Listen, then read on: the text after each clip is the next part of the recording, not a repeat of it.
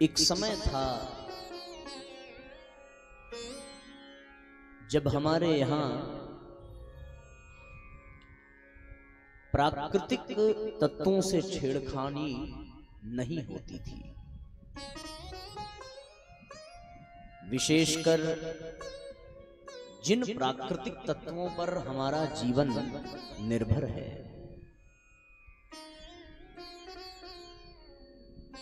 यद्यपि यह जीवन जल से ही प्रारंभ हुआ है।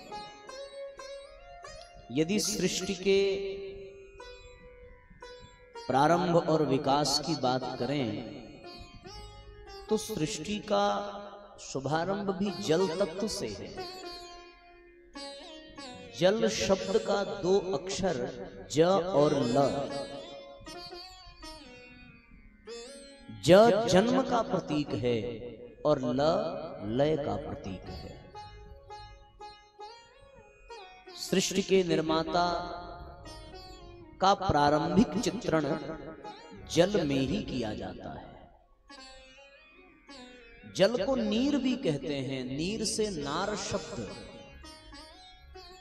और नार में निवास करने के कारण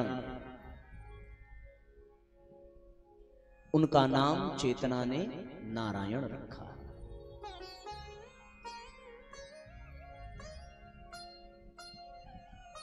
इसलिए जीवन में जल तत्व बहुत महत्वपूर्ण है। जल से ही सृष्टि का शुभारंभ होता है। जल में निवास करने वाले नारायण तत्व से ही उनकी नाभि से ब्रह्म कमल उत्पन्न होता है। उस ब्रह्म कमल में ही ब्रह्मा जी का प्राकट्य होता है और ब्रह्मा जी के द्वारा ही इस सृष्टि का सृजन होता है। दुर्भाग्य है कि उस जल तत्व का भी आज वर्तमान समय में क्रय और विक्रय होने लगा है।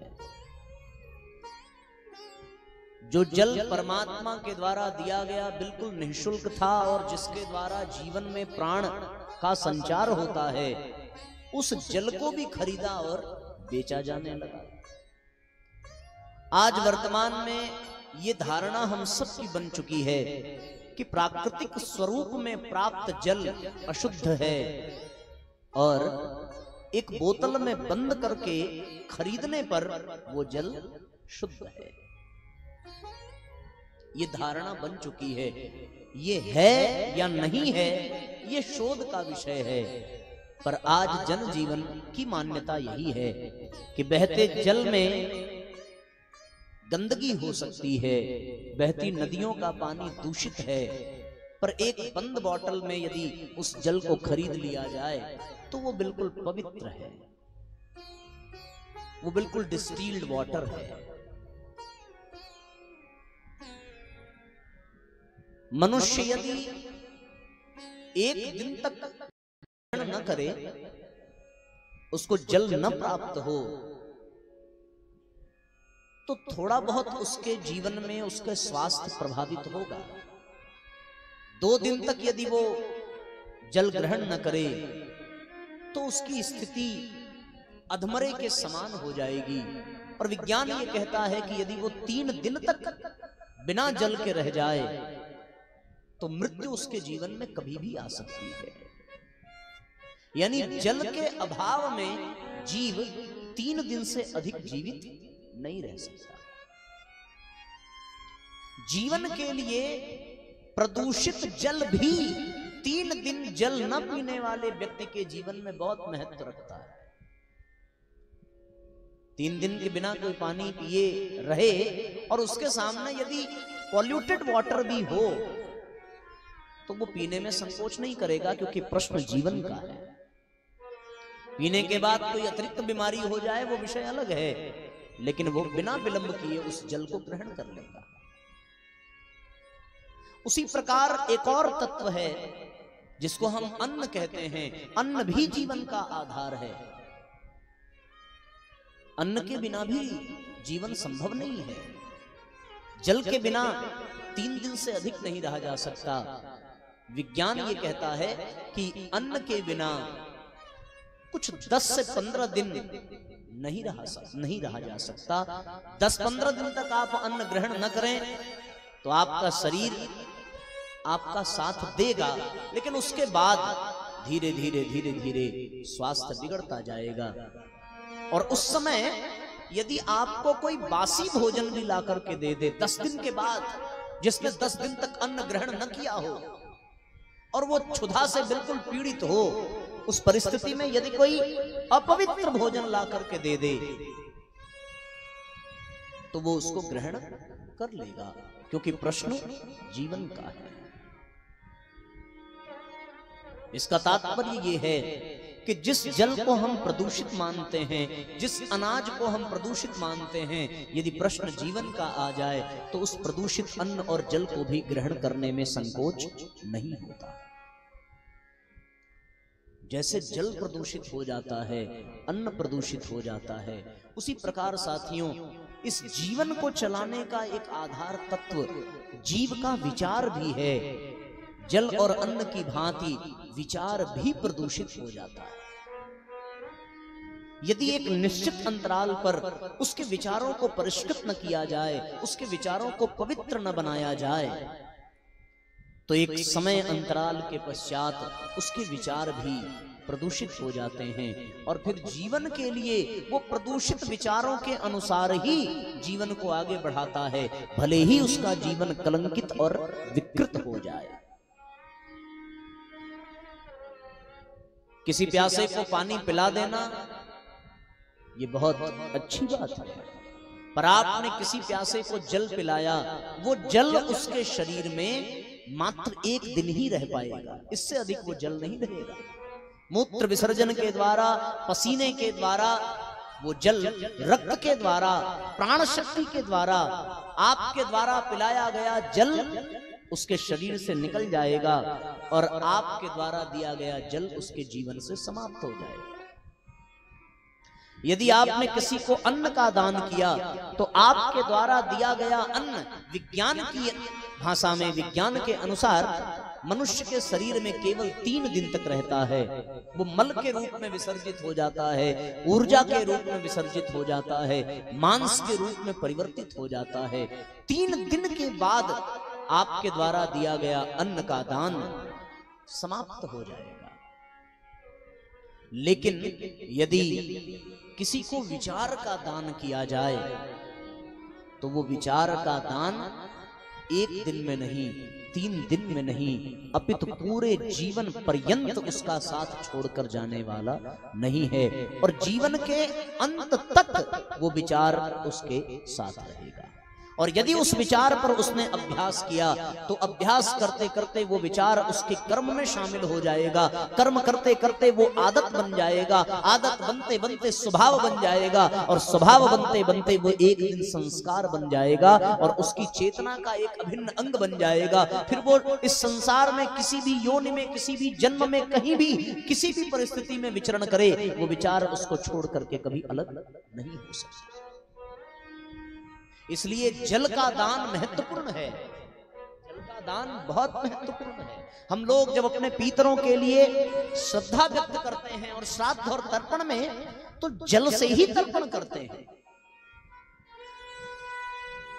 यज्ञ इत्यादि करते हैं तो यज्ञ के पश्चात भंडारे का आयोजन करते हैं, भोजन की व्यवस्था करते हैं, ब्राह्मणों को अन्न का ही दान देते हैं। लेकिन परम पूज्य गुरुदेव कहते हैं कि भैया अन्न और जल से भी कहीं अधिक मूल्यवान दान ज्ञान का दान है, विचारों का दान है। यदि आपने किसी को विचार दिया तो वो विचार उसके जीवन में निश्चित रूप से क्रांति ही पैदा करेंगे, कोई मार्गदर्शन नहीं करेंगे, क्योंकि मनुष्य का जीवन विचारों का ही पुतला है। कहीं पे ठहरा हुआ जल बहुत दिनों तक शुद्ध नहीं रह सकता। किसी भी नदी का जल तभी तक पवित्र माना जाएगा जब तक उस नदी का जल प्रवाहित हो रहा है। अगर बांध के द्वारा उस जल को रोक दिया जाए, डैम बना करके, तो वो रुका हुआ जल कुछ 10-20 दिनों में, महीने में उसमें कीड़े पैदा हो जाएंगे, उसमें सड़न पैदा हो जाएगी। आप डिस्टिल्ड वाटर ही खरीद करके अपने घर में रख लीजिए और 1-1.5 महीने के बाद उस जल से भी दुर्गंध पैदा होने लगेगी, क्योंकि वो जल रुका हुआ है, प्रवाहित नहीं है। उसी प्रकार पका हुआ अनाज जल्दी खराब होगा, कच्चा अनाज कुछ देर के बाद खराब होगा, लेकिन साथियों विचार कभी खराब नहीं होते अगर उस विचार को अपने कर्म में शामिल करते रहा जाए। प्रवाहित विचारों का भी प्रवाह होना चाहिए। आज से 10 साल पहले हमारी जो मान्यता थी, जो धारणा थी, वो आज नहीं है। आज से 20 साल 25 साल पहले स्त्रियों को घूंघट खोलने का अधिकार नहीं था, अब विचार बदल गए। आज से 50-100 साल पहले सती प्रथा की विचारधारा थी, उस विचार में परिवर्तन हुआ। अगर वो विचार रुके होते और उसमें प्रवाहित न हुए होते और उसमें परिवर्तन न होता, तो वो विचार भी स्वयं भी विकृत हो जाते और समाज को भी विकृत कर देते। इसलिए जल का भी प्रवाह आवश्यक है, अन्न का भी परिवर्तन आवश्यक है, विचारों का परिष्कार भी बहुत आवश्यक है। विचारों के परिष्कार के लिए परम पूज्य गुरुदेव ने 2 माध्यम बताए हैं। एक माध्यम बताया स्वाध्याय और दूसरा माध्यम बताया सत्संग। सत्संग में जाने पर हमारे विचारों का परिष्कार होता है। ध्यान रहे, सत्संग में शरीर पर कार्य नहीं होता, सत्संग में आपके मन पर कार्य होता है। यहाँ अस्पताल में जाने पर आपके शरीर की चिकित्सा हो सकती है, पर सत्संग में आने पर शरीर की नहीं, मन की चिकित्सा होती है, अंतःकरण की चिकित्सा होती है। विचारों का स्थान मन और बुद्धि में है, तो यहाँ मन और बुद्धि का इलाज होता है, उसका परिष्कार होता है। सत्संग में प्राप्त विचार हमारे जीवन की दिशा और दशा दोनों को बदलने में बड़ी सहायता करते हैं। यहां से सीखी हुई एक भी बात यदि जीवन में उतर जाए, यहां से सुनी गई एक भी बात यदि हमारे अभ्यास में आ जाए, तो निश्चित रूप से उसका लाभ जीवन पर्यंत हमें मिलेगा। और सबसे बड़ी बात यह है कि उन जल के अंश को खरीदने के लिए आपको मूल्य देना पड़ेगा, अन्न के दाने खरीदने के लिए आपको कीमत चुकानी पड़ेगी। पर साथियों, विचारों को प्राप्त करने के लिए आपको धन की आवश्यकता नहीं है, आपको किसी भी संसाधन की आवश्यकता नहीं है। विचारों को प्राप्त करने के लिए आपको जीवन की आवश्यकता है। जीवन का तात्पर्य समय से है। गुरुदेव कहते हैं कि जब तक समय है तभी तक जीवन है। समय अर्थात जीवन, जीवन अर्थात समय। यदि आपके पास समय है, यदि आपके पास जीवन है, तो आपको श्रेष्ठ विचार अपने आप मिलते रहेंगे। और उन विचारों को यदि आप अपने जीवन में इंप्लीमेंट करते रहेंगे, तो वो विचार आपके जीवन का कल्याण करते रहेंगे। इसलिए जीवन में श्रेष्ठ विचारों का होना बहुत आवश्यक है। 18 सत्संकल्प सूत्र में तीसरे सूत्र में पूज्य गुरुदेव ने कहा है कि मन को कुविचारों और दुर्भावनाओं से बचाए रखने के लिए अपने जीवन में स्वाध्याय और सत्संग की व्यवस्था नियमित बना करके रखने की आवश्यकता है। नियमित। किसी भी मकान में कितनी भी स्वच्छता हो, पर एक दिन अगर झाड़ू पोछा न लगे तो उसकी जमीन गंदी हो जाती है, वो मकान मैला हो जाता है। इसलिए प्रतिदिन मकान की सफाई और स्वच्छता की व्यवस्था बनानी पड़ती है। उसी प्रकार यदि जीवन में एक दिन सत्संग न मिले, एक दिन स्वाध्याय न मिले, तो हमारे मस्तिष्क में विद्यमान विचार भी दूषित और मैले हो जाते हैं। उनकी सफाई के लिए सत्संग रूपी स्वच्छता की आवश्यकता है।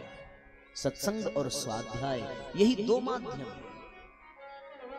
इसलिए साथियों, एक भी दिन जिस प्रकार से घी के बिना भोजन को वंद्य माना गया है, जिस प्रकार संतान के बिना स्त्री को वंद्य माना गया है, उसी प्रकार सत्संग और स्वाध्याय के बिना यदि दिन व्यतीत हो जाए तो उस दिन को भी वंद्य माना जाता है।